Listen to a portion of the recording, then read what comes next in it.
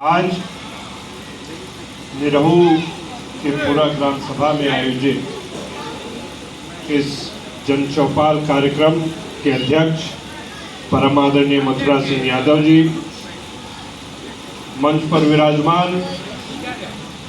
Bharatiya Janata party जिला गाजीपुर के महामंत्री मेरे अभिभावक परम आदरणीय ओम प्रकाश राय जी, हम सबके बीच आप ही के दिलदार नगर के लोकप्रिय चेयरमैन मेरे भाई अविनाश जायसवाल जी, गहमर की धरती से चल के आए पूर्व में जिला पंचायत के सदस्य रहे मेरे छोटे भाई मनीष सिंह बिट्टू जी,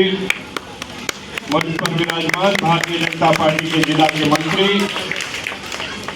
सिवराई से आप सबके बीच आए मेरे छोटे भाई विष्णु सिंह जी, कार्यक्रम का संचालन कर रहे जीवपुर की धरती से आए मेरे अभिभावक आदरणीय सुनील सिंह जी, हमारे बीच इस कार्यक्रम में उपस्थित ओम प्रकाश श्रीवास्तव जी, धर्मेंद्र सिंह यादव जी, जितेंद्र यादव जी, भाई अंजनी राय जी,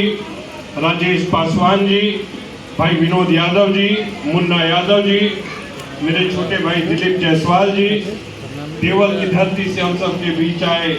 सत्यपाल जी, जिनको हम लोग पप्पू भैया के नाम से जानते हैं, भाई अमित जी, और इस सभा में उपस्थित सभी वरिष्ठ जनों, युवा साथियों और मेरी माताओं बहनों जी, सबसे पहले ये मेरे लिए परम सौभाग्य का विषय है कि इस कार्यक्रम के माध्यम से आप सबके बीच मुझे आने का अवसर मिला है। तो सबसे पहले आप सभी वरिष्ठ जनों के चरणों में, माताओं बहनों के चरणों में शीश झुका के मैं अपना प्रणाम ज्ञापित करता हूं, धन्यवाद ज्ञापित करता हूं। मित्रों, मैं 2-2.5 साल से गाजीपुर में घूम रहा हूं, लोगों के बीच जा रहा हूं और उनको समझाने का प्रयास कर रहा हूं कि हम गाजीपुर के लोगों ने पिछले 5 वर्ष में क्या क्या खोया है। मगर जैसा कि हम सब जानते हैं कि 2024 के चुनाव की बिगुल बन चुकी है और जब से चुनाव की घोषणा हुई है, मैं एक बात हर सार्वजनिक मंच से कहता हूं कि 2024 का चुनाव अपने आप में एक बड़ा अनोखा चुनाव है। तो लोग मेरे से सवाल करते हैं कि अनोखा किस मामले में? तो मित्रों, जवाब बड़ा सीधा सपाटा सा है कि आजाद भारत के इतिहास में पहली बार चुनाव हो रहा है जब चुनाव घोषणा के पहले देश की जनता ने मन बना लिया कि तीसरी बार प्रधानमंत्री नरेंद्र मोदी जी को ही बनाने जा रहे हैं। और आज इस सभा में उमड़ी भीड़, मैं बड़े विश्वास से कह सकता हूं कि गाजीपुर में भी हवा बदल चुकी है और गाजीपुर के लोगों ने भी मन बना लिया है कि 2024 में आदरणीय पारसनाथ राय जी को सांसद बना के दिल्ली भेजने का काम करेंगे। मित्रों, मैं ज्यादा समय न लेते हुए 4-5 बिंदुओं को आपके बीच रख के अपने 4 शब्द समाप्त करूंगा। मित्रों जी, देखिए, सबसे पहली बात यह है कि गाजीपुर की अपनी एक मिजाज रही है, गाजीपुर की अपनी एक प्रवृत्ति रही है और वो ये रही है कि हमेशा गाजीपुर के लोग धारा के विपरीत दिशा में बहने का काम करते हैं। जब देश में कांग्रेस की सरकार होती थी तो गाजीपुर के लोग कम्युनिस्ट पार्टी के नेता को अपना प्रतिनिधित्व करने का मौका देते। और 60-65 वर्षों में मित्रों, इसका परिणाम क्या हुआ? परिणाम ये हुआ कि जो हमारा जिला गाजीपुर मां भारती की सेवा में सबसे अग्र पंक्ति में खड़ा रहता है, वो 60-65 वर्षों में पूरे देश ही नहीं, पूर्वांचल और उत्तर प्रदेश में एक पिछड़े जिले के रूप में जाना जाता है। मगर मित्रों, मैं आपको बताना चाहता हूं कि इसी गाजीपुर की सम्मानित जनता ने इस धारा के विपरीत जाने का काम 2014 में किया। गाजीपुर की सम्मानित जनता ने जब 2014 में प्रधानमंत्री नरेंद्र मोदी जी के हाथों को मजबूत किया, आदरणीय मनोज सिन्हा जी को सांसद चुना,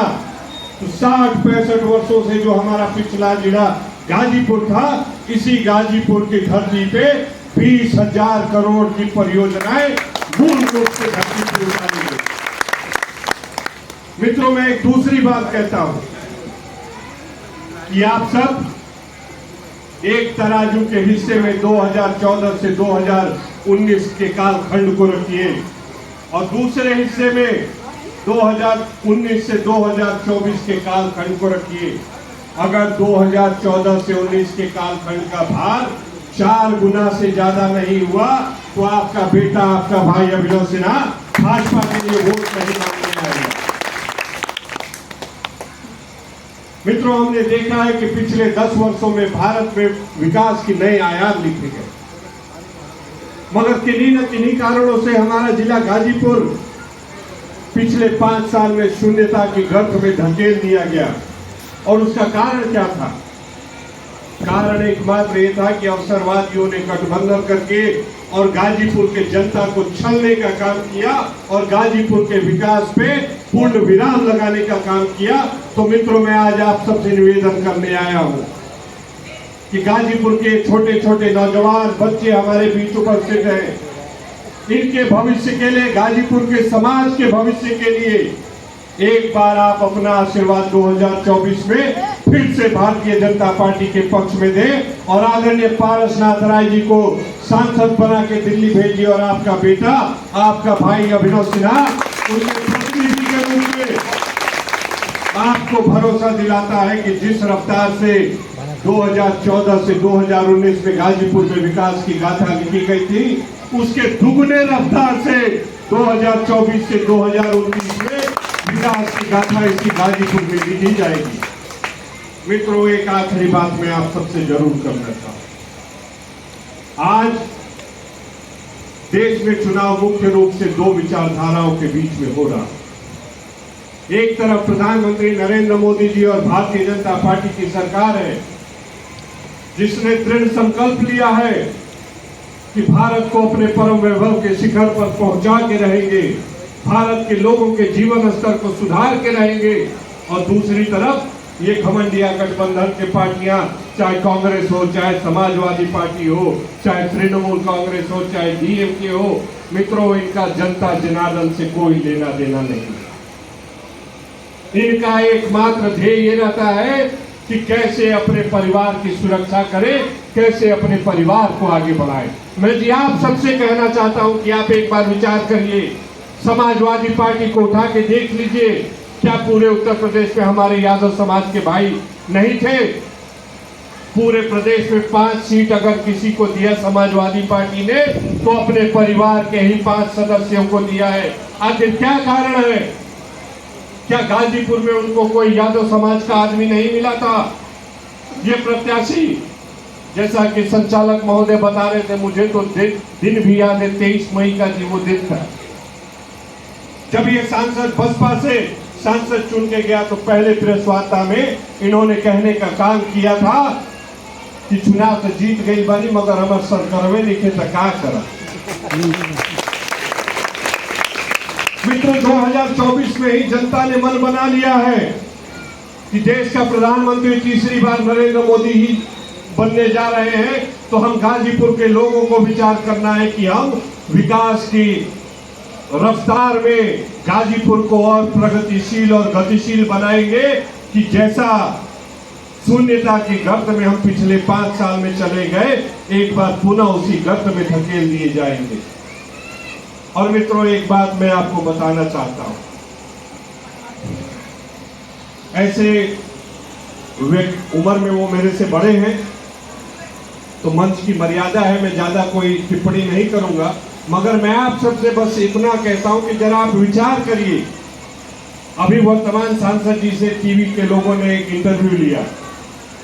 उसमें उन्होंने कहा कि 2019 में तो यहां से हवाई जहाज चलने की बात हो रही थी, तो उनका जवाब था कि हमसे क्यों कही, तो हम तो हवाई जहाज चला ही ना दी। मित्रों, ये क्या दर्शाता है? ये उस व्यक्ति की सोच दर्शाती है कि उस व्यक्ति के सोच में विकास की कोई जगह नहीं। एक दूसरे इंटरव्यू में उन्होंने कहा